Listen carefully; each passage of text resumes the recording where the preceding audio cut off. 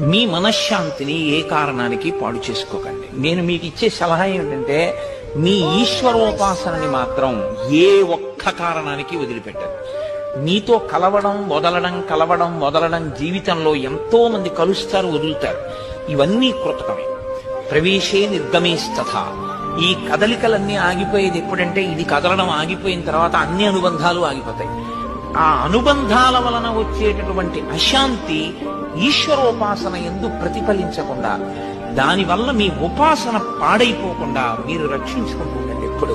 ఎందుకంటే జీవయాత్రలో మనని రక్షించేది ఏదైనా ఉంటే అదొకటే రక్షిస్తుంది.